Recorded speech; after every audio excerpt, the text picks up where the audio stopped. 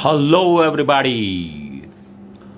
Welcome to Logic and Magic by CACMA Nikunj Dolakia.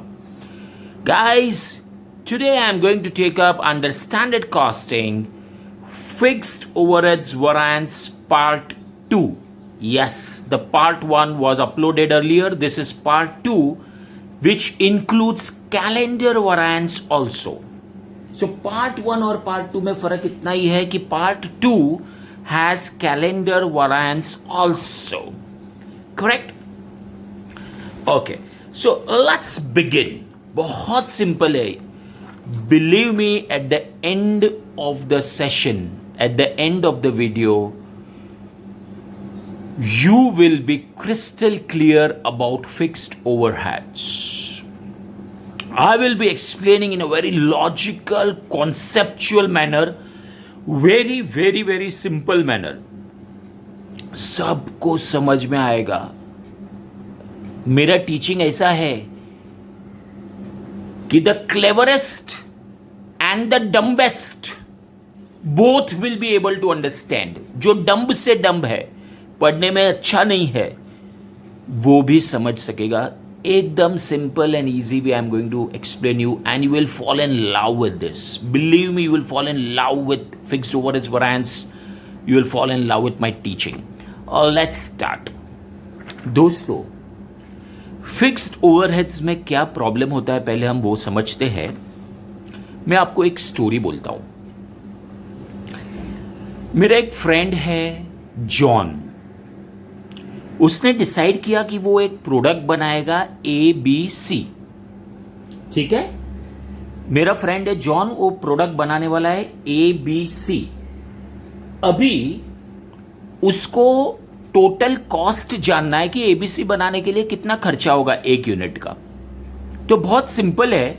उसने material वाले को phone किया और मटेरियल वाले को पूछा, भाई मेरे को ऐसा ऐसा प्रोडक्ट बनाने का है, कितने में मटेरियल पड़ेगा. तो उन्होंने कहा 300 रुपये में. अच्छी बात है. मटेरियल वाले को तो फोन करके पूछ दिया. अच्छा, फिर लेबरर, उसको भी फोन करके बोला और पूछ लिया कि भाई ऐसा ऐसा प्रोडक्ट बनाने का है, बोल भाई तेरा लेबर चार्जेस कितना होगा भाई. तो उसने बोला 100 रुपया. चलो अच्छी बात है. तो he wants to decide the per unit cost of product ABC. अभी तक प्रोडक्शन चालू नहीं हुआ. उससे टोटल कॉस्ट फाइंड करना है कि मेरे प्रोडक्ट का टोटल कॉस्ट कितना होगा. तो मटेरियल का खर्चा कितना, लेबर का खर्चा कितना, डायरेक्टली फोन करके पूछ लिया. अच्छा, अभी उसको एक फैक्ट्री चाहिए रेंट पे. देखो ये रेंट है, तो रेंट पे फैक्ट्री चाहिए.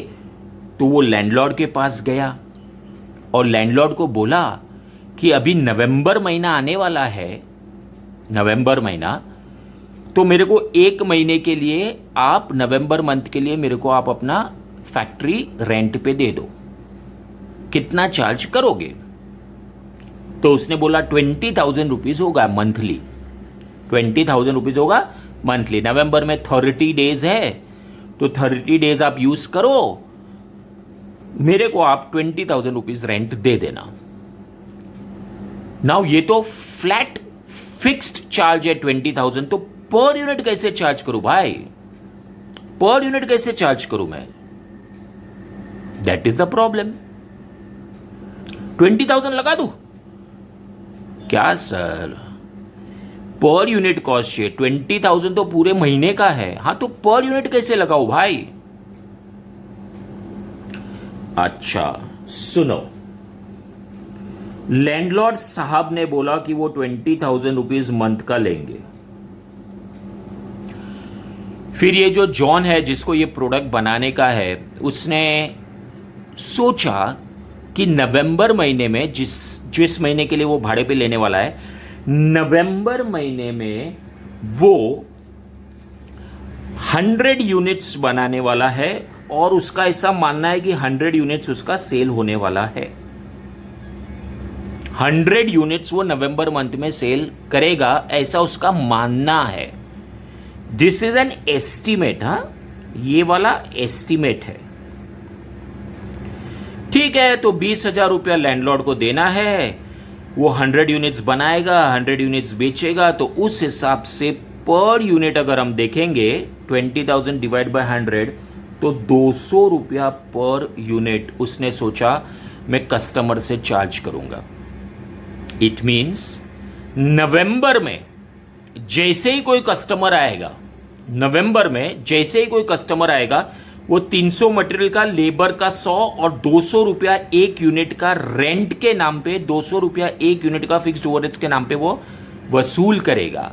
200 रुपीज पर यूनिट वो वसूल करेगा रेंट के नाम पे। जैसे ही कोई कस्टमर आया, एक यूनिट मांगा, उसने 200 रुपया चढ़ा दिया। तो इस तरह से 3 + 1 4, 4 + 2 6, 600 रुपीज उसका टोटल कॉस्ट आया। और उसका ऐसा मानना है कि वो प्रॉफिट चार्ज करने वाला है बाबा 100% ऑन कॉस्ट, ये उसका मानना है। ठीक है, 100% ऑफ कॉस्ट। तो यहां पर आ गया उसका सेलिंग प्राइस। नाउ प्रॉब्लम किधर है मालूम है क्या दोस्तों? प्रॉब्लम किधर है मालूम है? देखो भाई, लैंडलॉर्ड से बात हुआ, 20,000 रुपया देने गए, ये सब ऑन पेपर है, अभी तक प्रोडक्शन चालू नहीं हुआ। This is happening in October.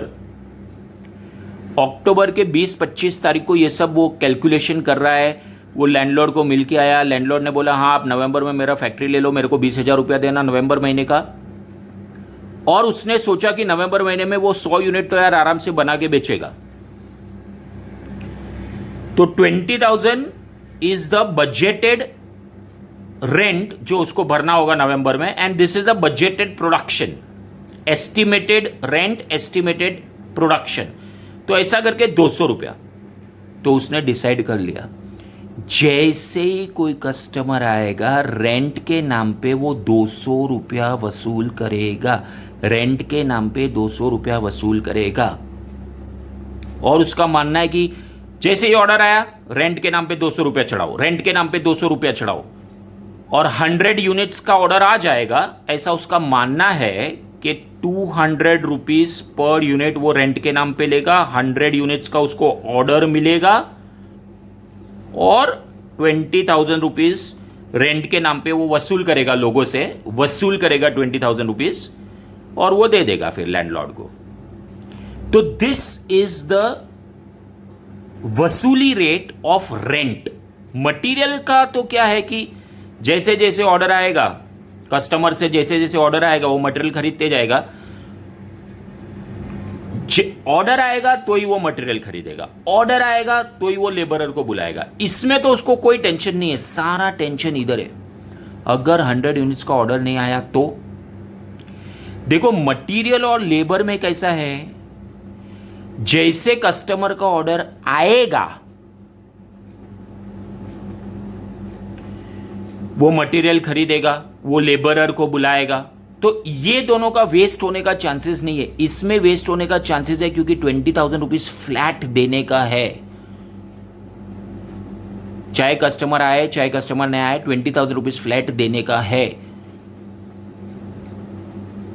You know, when will he purchase material? जब भी कस्टमर ऑर्डर करेगा तो ही वो मटेरियल परचेज करेगा, जब भी कस्टमर आएगा तो भी वो लेबरर को पीस वेजेस पे एम्प्लॉय करेगा। लेकिन ये तो क्या है कि 20,000 कंपलसरी देना ही पड़ेगा। एक बार उसने डिसाइड कर लिया तो 20,000 तो देना ही पड़ेगा। तो वो पर यूनिट कितना वसूल करेगा? सो उसका एस्टिमेट है कि 100 यूनिट्स का ऑर्डर मिलेगा, 20,000 डिवाइड बाय 100, 200 रुपया वो वसूल करेगा, रिकवर करेगा पर यूनिट। ठीक है, चलो okay, let's see the actual question now. Let's see the actual. बहुत इजी है मेरे दोस्तों, बिलीव मी, बहुत इजी है। चलो, आने वाले नवंबर महीने में, this is a part of the question ना, दिस इज अ क्वेश्चन। आने वाले नवंबर महीने में दिन तो 30 है, लेकिन उसने सोचा कि 5 संडे तो वो वर्कर को नहीं बुलाएगा, 5 संडे वो वर्कर को नहीं बुलाएगा। तो वर्किंग डेज उसने सोचा 25। ये सब उसकी सोच है जो अक्टूबर में वो सोच रहा है। फिर उसकी सोच है कि वो 100 यूनिट्स बनाएगा, ये देखो रेंट 20,000 है, तो 20,000 डिवाइड बाई 100 पर यूनिट वो 200 रुपया वसूल करेगा per unit, 200 per unit rent के नाम पे।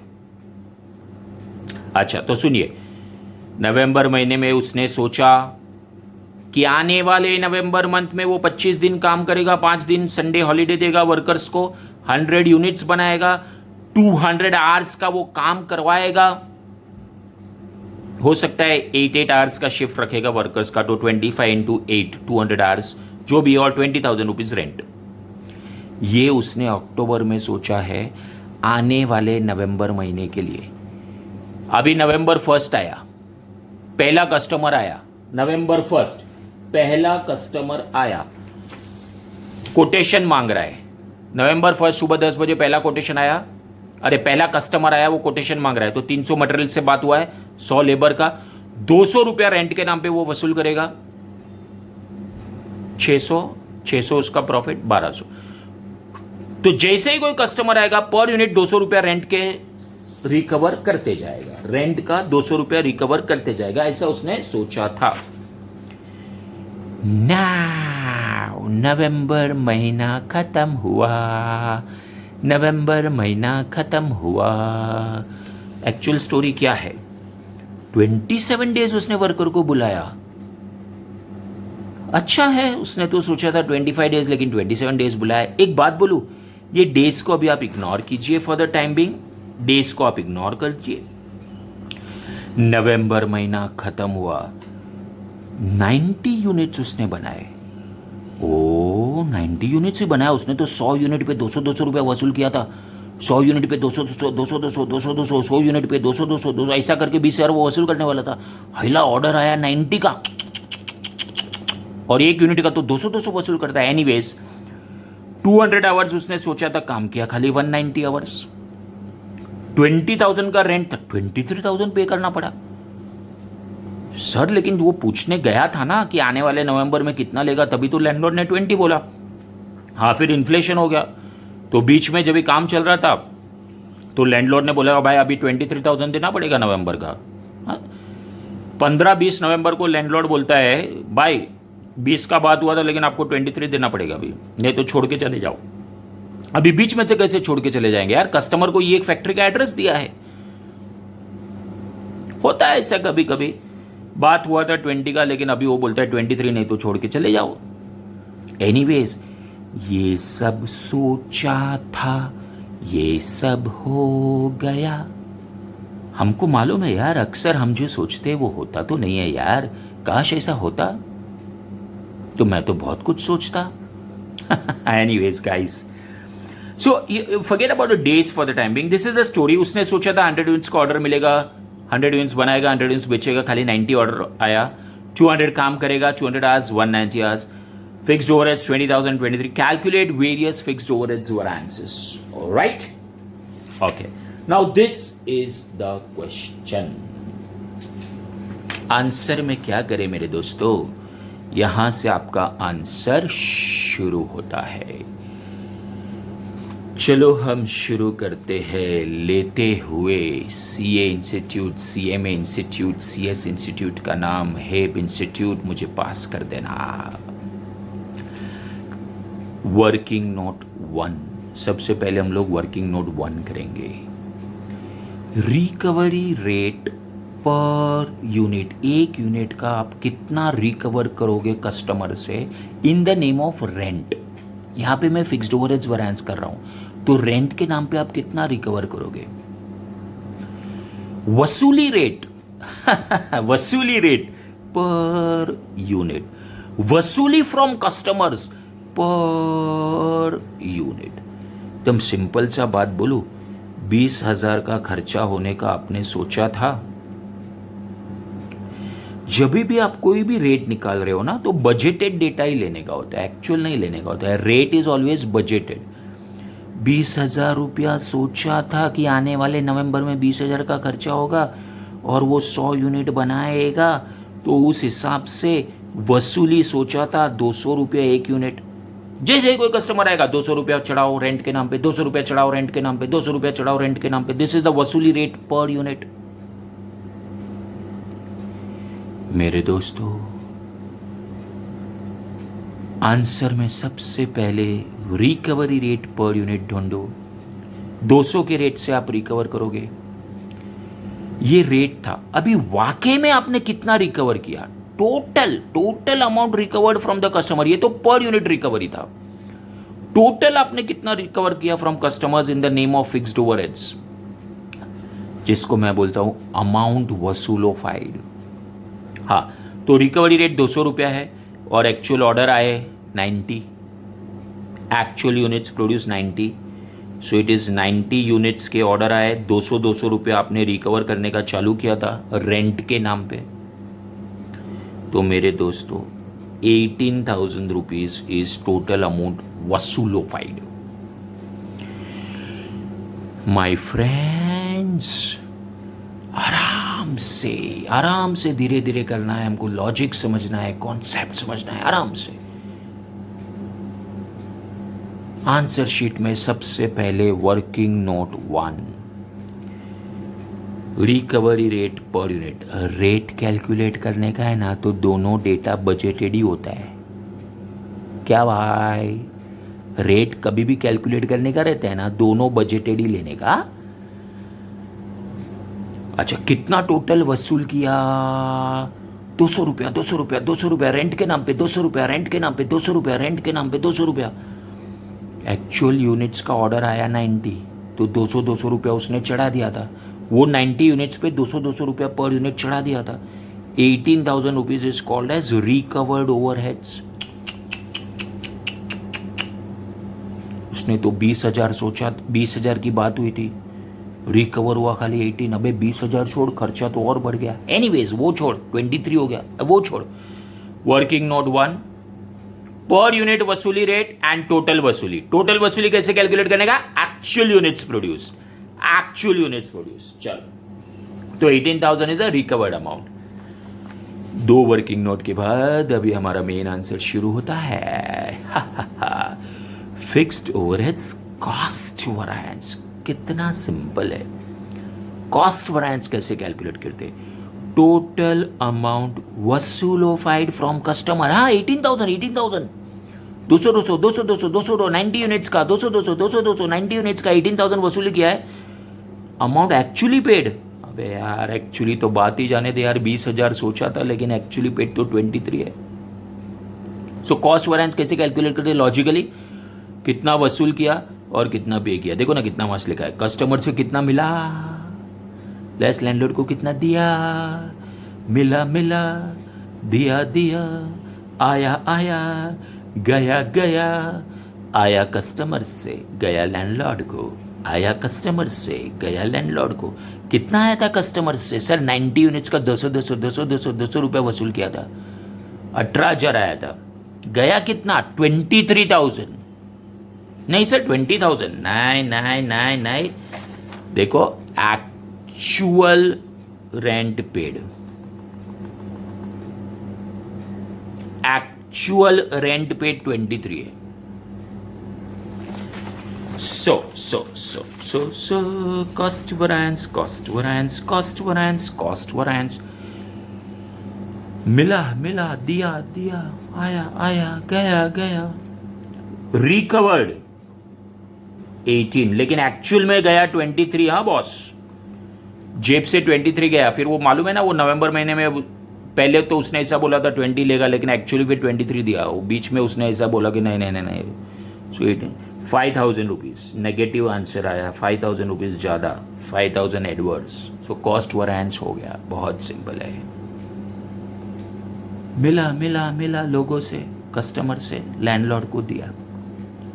ठीक है, कॉस्ट वैरिएंस डन, 5,000 एडवर्स।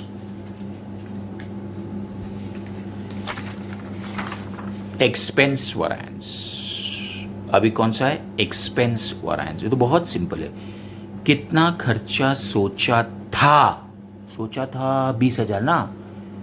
अक्टूबर में जब वो पेपर वर्क कर रहा था कि आने वाले नवंबर में, तो सोचा था 20,000 और कितना देकर आया? 23,000। क्या सोचा था क्या हो गया?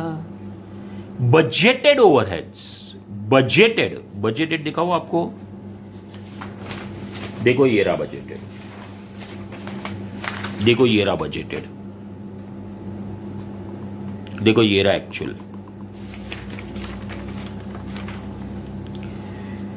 क्या सोचा था? सोचा था 20, सोचा था 20, दे के आया 23, 3,000 ज्यादा दे के आया adverse.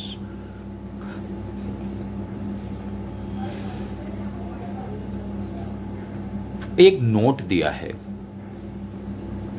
In this expense variance recovered या वसूलीफाइड does not come into picture. Recovered या वसूलीफाइड does not come into picture. ये एक्सपेंस वरायंस बहुत सिंपल है रे, budgeted minus actual, budgeted minus actual, वो दोनों एक्चुअली दिया होगा ना आपको most of the question. Budgeted 20,000, actual 20, दोनों दिया है बजटेड और एक्चुअल। अच्छा कॉस्ट वेरिएंस किया था एक बार वापस, उस पहले हमने कॉस्ट किया ना, तो हाँ सर कॉस्ट वेरिएंस क्या था? वसूलो लेस एक्चुअल, कितना वसूल किया और कितना देकर आया, कस्टमर से कितना मिला, लैंडलॉर्ड को कितना दिया, that was the cost variance. आपको मालूम है ना कस्टमर से कितना मिला? 18। कैसे सर? 200 रुपया, 200 रुपया रेंट के नाम पे 200 रुपया, 90 यूनिट्स का ऑर्डर आया, 90 into 200, 18,000 recovered, paid 23। Recovered less actual, रा ऐसे याद रखना है तो, रिकवर्ड लेस एक्चुअल। और ये तो बहुत सिंपल है रे, क्या सोचा था क्या हो गया, सोचा था 20 देकर आया 23, तो ये बा है, बजटेड माइनस एक्चुअल। वो रा था, ये बा है। एक नोट मस्त है, एक्सपेंस वेरिएंस में कभी भी रिकवर्ड नहीं आएगा।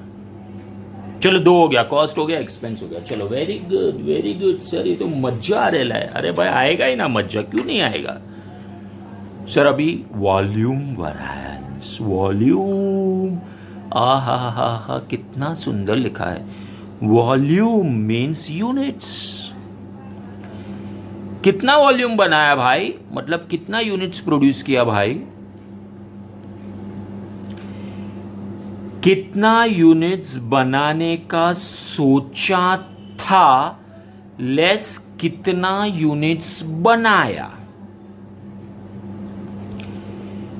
वॉल्यूम मतलब यूनिट्स ना, तो वॉल्यूम कितना वेरी हुआ, वॉल्यूम कितना वेरी हुआ, कितना यूनिट्स बनाने का सोचा था लेस कितना यूनिट्स बनाया। कितना यूनिट्स बनाने का सोचा था दोस्तों? बजटेड यूनिट्स याद है? मैं आपको बता देता हूं, सोचा था मीन्स बजटेड 100 यूनिट्स सोचा था, माइनस कितना यूनिट्स बनाया, सिर्फ 90 यूनिट्स बनाया।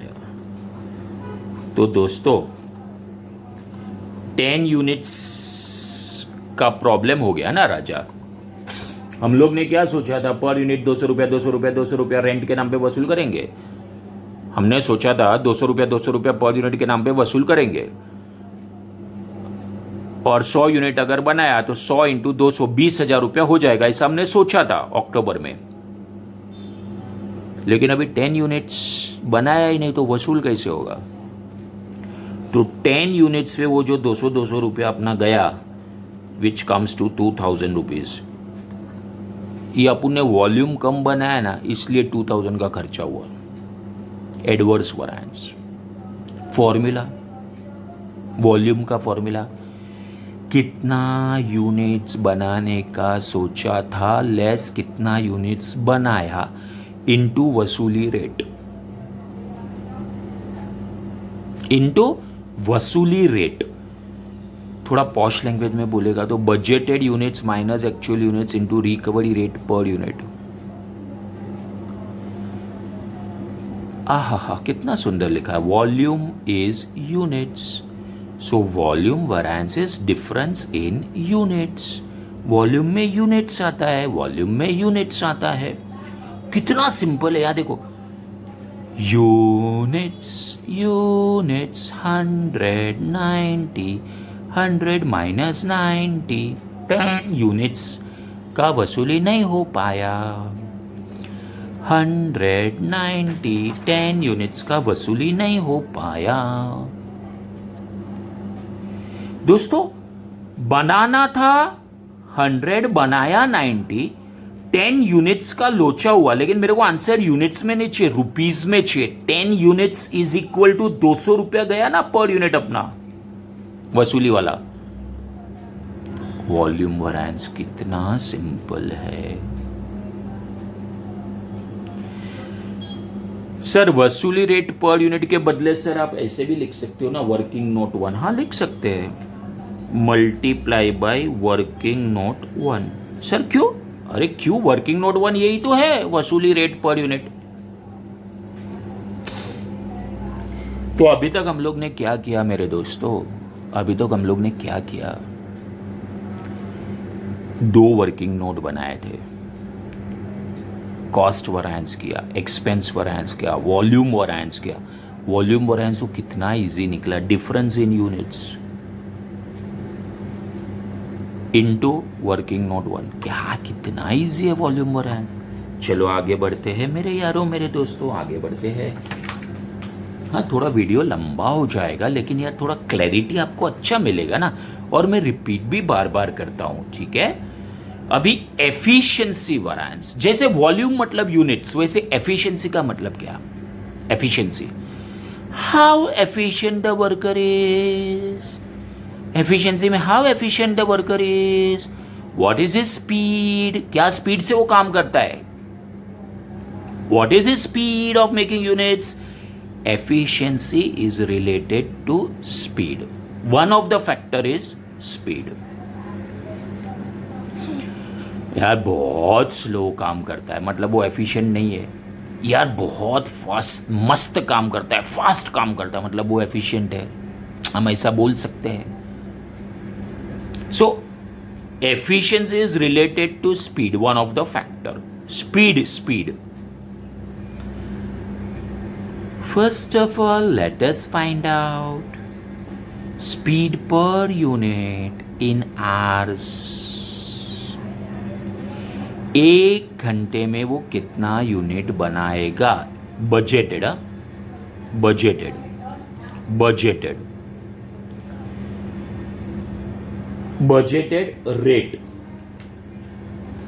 रेट। और जब भी रेट है सब बजटेड डेटा लेने का।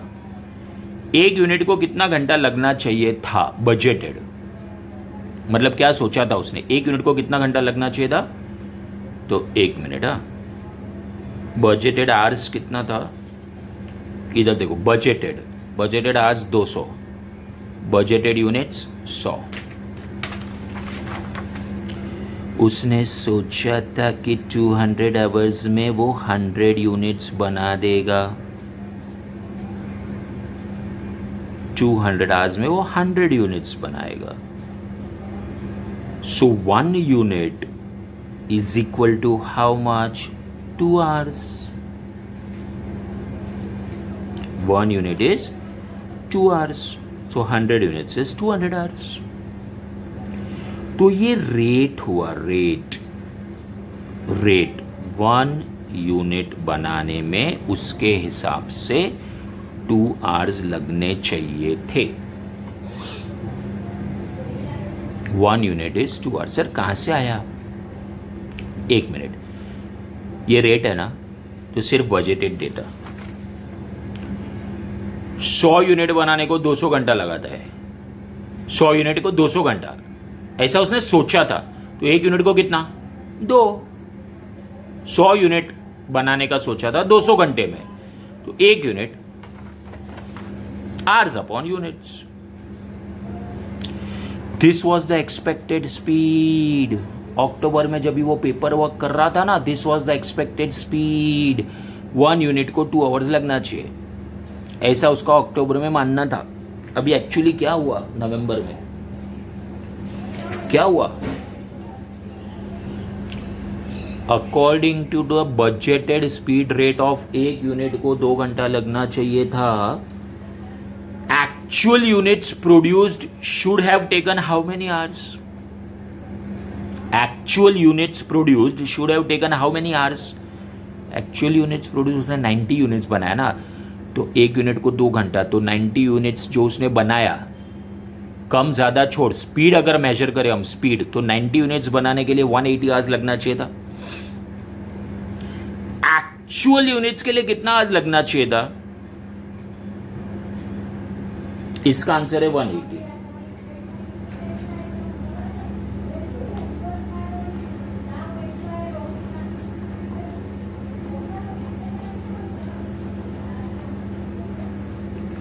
ए वर्कर तूने कितना यूनिट्स बनाया रे? 90।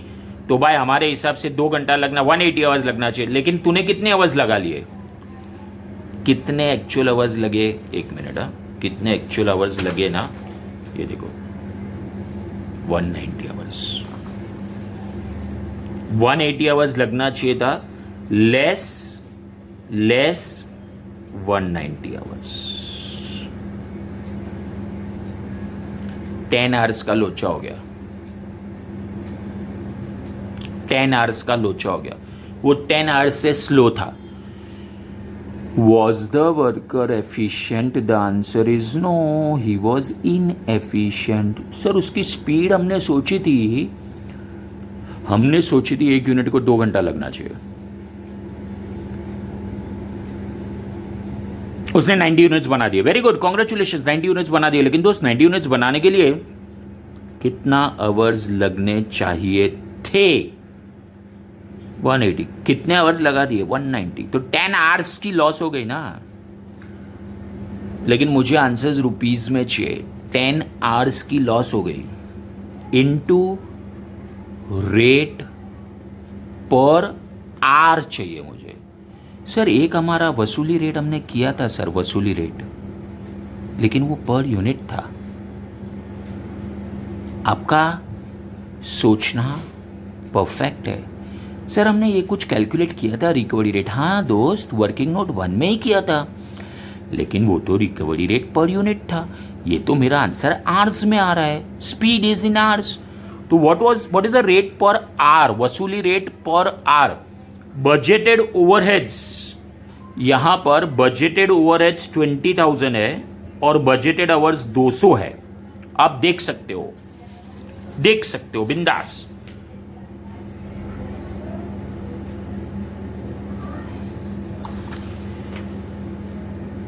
तो 100 आएगा per hour. Recovery rate per our 100।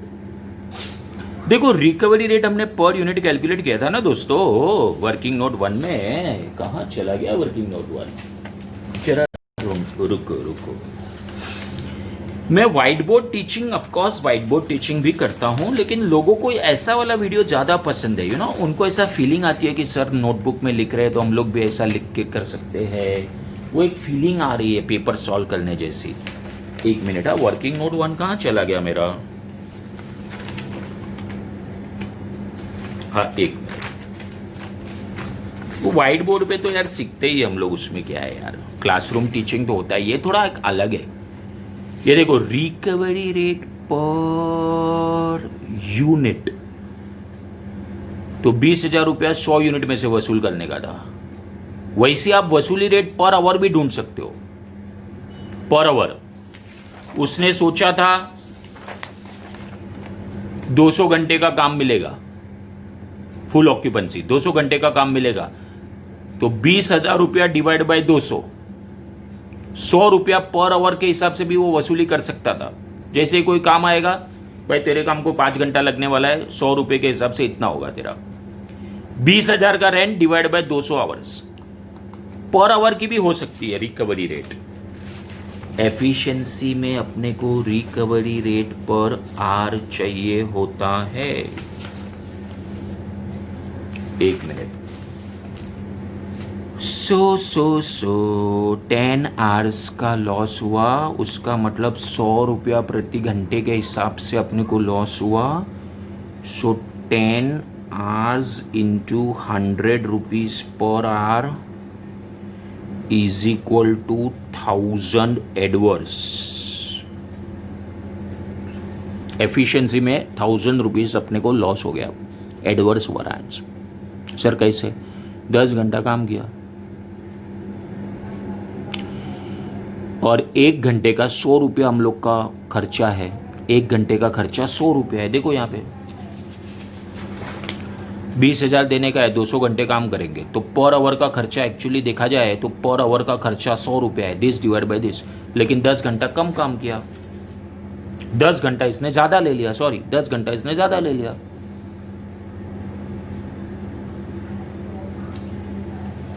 दोस्तों जैसे वॉल्यूम यूनिट्स होता है ना, यूनिट्स, हेलो, वॉल्यूम यूनिट्स होता है ना, उसमें रिकवरी रेट पर यूनिट लेने का होता है, वैसे एफिशिएंसी आर से रिलेटेड है, स्पीड से रिलेटेड है। एफिशिएंसी स्पीड से रिलेटेड है।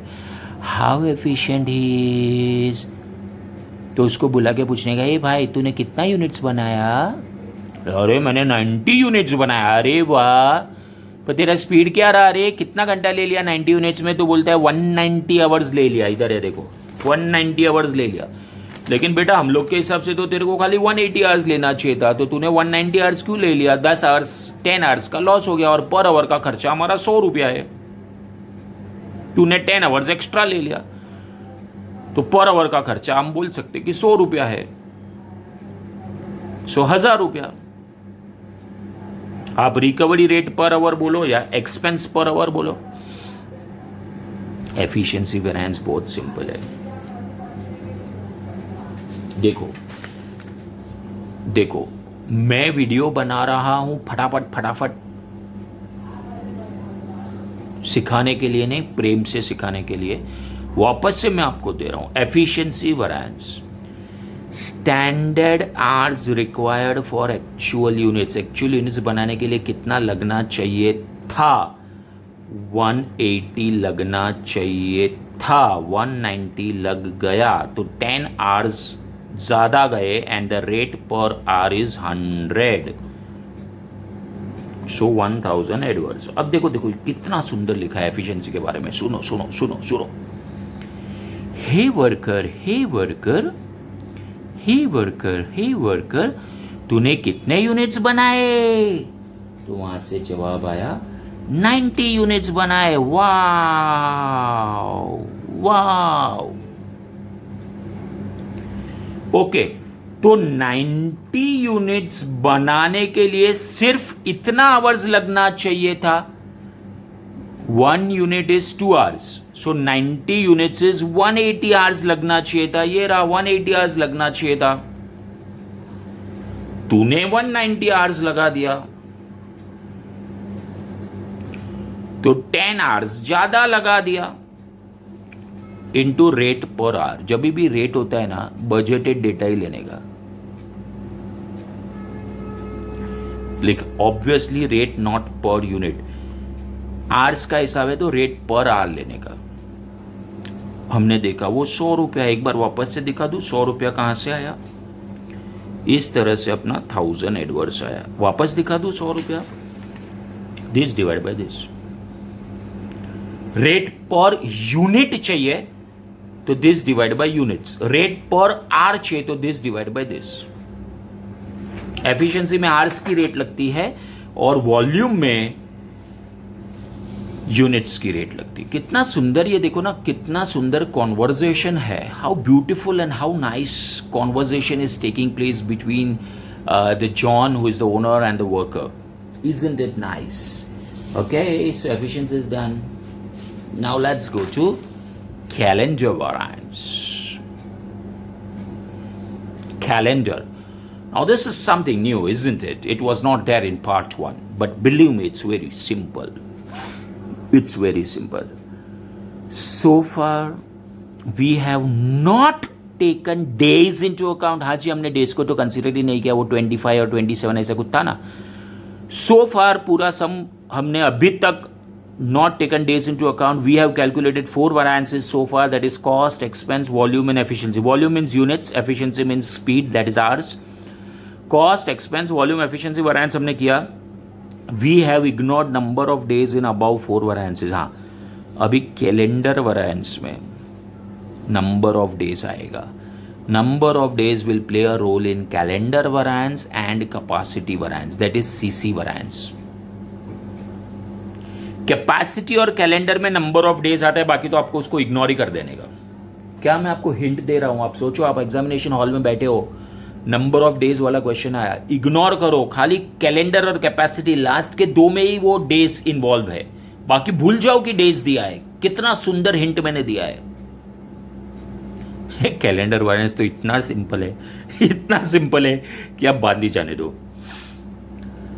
Let's talk of calendar variance first. Mind well, with the landlord, the deal as per the budget was occupying the premises for a month, that is 30 days. हाँ जी, उससे बात हुआ था, हम नवंबर महीने में 30 डेज है मेरे कुछ चाहिए, तो लैंडलॉर्ड से तो हमारा 30 डेज का बात हुआ था. एंड उसने बोला था 20,000 रुपया वो लेगा महीने का. वो बात बराबर है, 20,000 लेगा नवंबर का 30 डेज हमको यूज करने का. लेकिन हमको ऐसा लगा कि वर्कर्स को 5 दिन हॉलीडे देंगे. वर्कर्स है यार, 5 दिन उसको छुट्टी देगा, ऐसा आपने कहा 25 डेज वर्किंग करेंगे.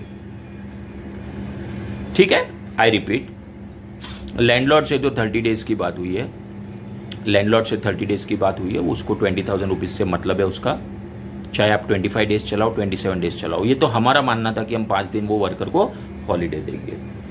अच्छा, अभी हुआ क्या?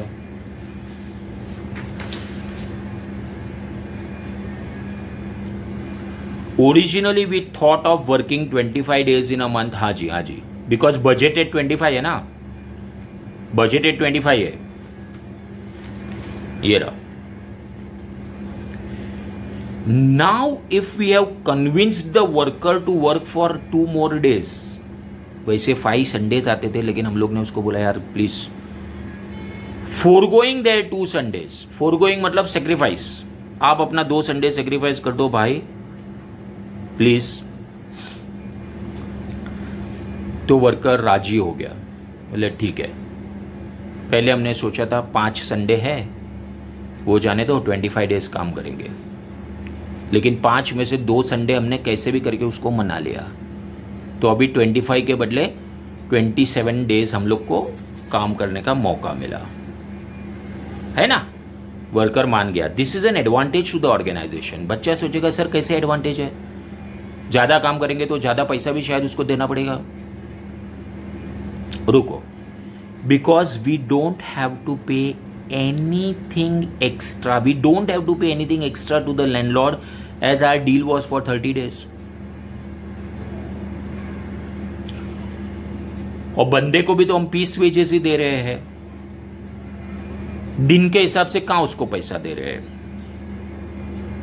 So whether we use for 25 days or 27 days, he is not concerned. He मतलब landlord is not concerned and he cannot charge extra. But that 2 days extra work will lead to increase in production, so it is an advantage to the organization. इधर आप देखो, इधर देखो,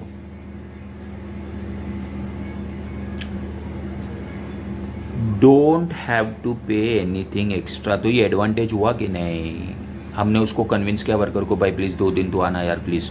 बोला हाँ sir मैं आऊंगा. तो we don't have to pay anything extra in the name of rent ना. हम लोग फिक्स्ड ओवरहेड्स कर रहे हैं ना अभी. चलो एक बार सोचो कि लेबर कॉस्ट बढ़ जाएगा, तो लेबर कॉस्ट वो लेबर वैरिएंस में देखेंगे यार, छोड़ो ना. लेकिन यहां पे हम रेंट का तो कुछ एक्स्ट्रा नहीं देना पड़ेगा ना. 2 days extra work will lead to increase in production, can't charge extra. खर्चा कुछ भी नहीं और अपना प्रोडक्शन बढ़ जाएगा. रेंट का कॉस्ट एक्स्ट्रा नहीं है ना. कांट चार्ज एक्स्ट्रा मतलब landlord can't charge extra rent, और अपना 2 days वो वर्कर आएगा तो इंक्रीज इन प्रोडक्शन हो जाएगा. तो बच्चा बोलेगा सर लेकिन उसका लेबर कॉस्ट बढ़ जाएगा. वो छोड़ो, वो लेबर वैरिएंस में. So it is advantage to the organisation. So conclusion सुनो, conclusion. Increase in number of days is a favourable variance, क्योंकि at no extra cost we are working more, so extra production. Increase upward arrow, increase is favourable, decrease is adverse. वापस से इधर लिखा है increase is favourable, decrease is adverse. ठीक है, तो calendar variance अभी तक हमने कैलकुलेट नहीं किया, अभी तक हमने खाली इतना ही सोचा है मेरे यारों मेरे दोस्तों कि increase is favourable, decrease is loss. Wow! 2 days more the factory will work than expected, and that also no extra cost. That is rent का कोई cost नहीं लगेगा extra. Means our output of production is expected to increase. Of course 2 दिन काम करेंगे ज़्यादा तो our production will increase. Of course. So as per budget, 1 day is 4 units. Sir कैसे? तो देखो ना आप बजट 25 दिन में वो 100 यूनिट बनाने वाला था.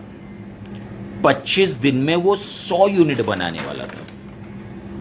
तो रेट निकालो एक दिन में कितना. 1 day production is 4 units.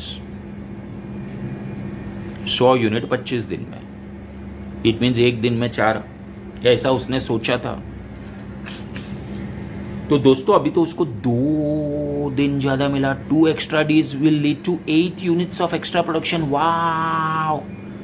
So calendar variance is increase और डिक्रीज इन यूनिट्स. वापस ये यूनिट्स का है. Calendar variance is to do with units. This is my way of solving.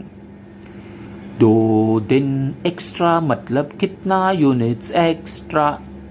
Opposite भी हो सकता है. 2 यूनिट्स कम हो सकता है. कुछ इमरजेंसी आ गया और आप वर्कर नहीं आ सका या something like that. 2 units come. Country में इमरजेंसी डिक्लेयर हो गया समथिंग. 2 दिन कम मतलब 2 दिन का production come. Increase in days is favourable. Decrease in days. कितना इंक्रीज हुआ दोस्त? 2 दिन तेरे को मिला तो कितना इंक्रीज होना चाहिए था? कितना इंक्रीज होना चाहिए था? Calendar variance is about budgeted 100 unit उसने सोचा था 25 दिन में. तो आप डिवाइड करो तो 4 यूनिट वो बनाता है एक दिन में. तो अभी उसको 2 दिन एक्स्ट्रा मिला तो 8 यूनिट्स एक्स्ट्रा. तो इंक्रीज और decrease in units is 8 units into rate per hour. नहीं, rate per unit. Working note 1 में था ना रेट पर यूनिट. 200 रुपया है मुझे याद है. 1600 रुपीज. Mind well favourable. कितना सिंपल है calendar variance. Increase in days is increase in production. Decrease in days is decrease in production. एक दिन में वो कितना यूनिट्स बनाता है? कैलेंडर वैरिएंस एक दिन में वो कितना यूनिट्स बनाया था. 2 दिन एक्स्ट्रा तो कितना यूनिट्स बनाना चाहिए था उसने extra. It's all budgeted stuff.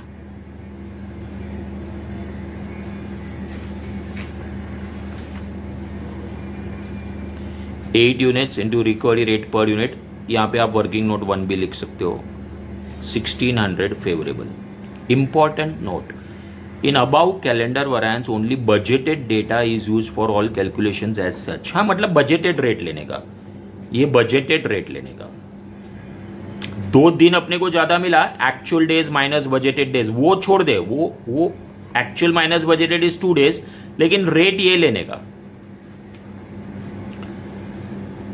Budgeted data is used for all calculation except of course while calculating difference in days it is actual days minus budgeted days. अरे वो तो यार डिफरेंस इन डेज तो करना ही पड़ेगा ना यार. लोग कहते हैं कि कैलेंडर वैरिएंस डिफिकल्ट है. मेरे यारों, मेरे दोस्तों, सबसे पहले तो आप ये देखो कि इंक्रीज इन डेज है कि डिक्रीज इन डेज है और कितना प्रोडक्शन को असर हो सकता है. कितना प्रोडक्शन को असर हो सकता है वो आप सोचो. ठीक है, कितना प्रोडक्शन को असर हो सकता है वो आप सोचो.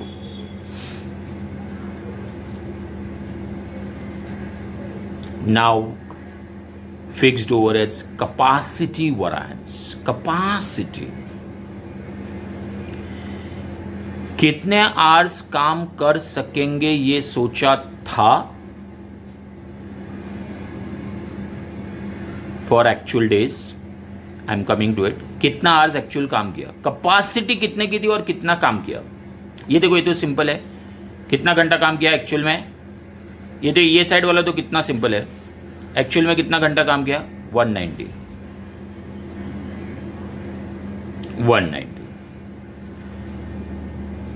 लेकिन अगर वो फुल कैपेसिटी पे काम करता, एकदम फुल जोश में काम करता, तो कितना काम, कैपेसिटी कितना था उसका, एक्चुअल डेज वर्क का कैपेसिटी, एक्चुअल डेज वर्कड का कैपेसिटी वैरिएंस कैसे, actual days worked is 27 days. कितना घंटा एज पर एक्सपेक्टेशन था, as per budget 1 day is 8 hours. कैसे, पेपर वर्क जब भी कर रहा था उसने क्या सोचा था कि 25 दिन काम करेगा, 8 आवर्स रोज का, 8 आवर्स रोज का, 25 into 8 200, so 1 day he thought it will be 8 hours, so 27 days के अंदर the expected capacity or the full capacity is 27 days, actual days लेने का into 8, 216 hours सोचा था फुल कैपेसिटी पे काम करेगा। तो capacity variance is very simple रहे, अगर फुल कैपेसिटी पे काम किया तो कितना घंटा काम करना चाहिए था उसको, कैलेंडर और कैपेसिटी में एक्चुअल डेज लेने का, सीसी, कैलेंडर और कैपेसिटी में एक्चुअल डेज लेने का, सीसी, तो 27 डेज में 8 आवर्स के हिसाब से इतना काम करना चाहिए था, लेकिन उसने काम कितना किया, 216 करना चाहिए था, लेकिन काम कितना किया, ओनली 190 आवर्स, बाकी का कैपेसिटी वेस्ट गया, कैपेसिटी वेस्ट गया, इसलिए कैपेसिटी वैरिएंस है। ये आवर्स है ना, तो rate per our 26 into 100, 2600 adverse हो गया कैपेसिटी वैरिएंस। आप ऐसे भी कर सकते हो, 25 डेज 200 आवर्स, तो 27 days 216 hours is full capacity. ये इजी है ना ज्यादा। Capacity you have to find out the capacity for actual days. 25 दिन में 200 घंटे की कैपेसिटी थी उसकी, 25 दिन में 200 घंटे की उसने सोचा था, तो 27 डेज में कितना, क्रॉस मल्टीप्लाई करके 216 इज फुल कैपेसिटी, लेकिन काम तो खाली 190 किया ना उसने, ये रहा देखो, हाँ तो लॉस हो गया।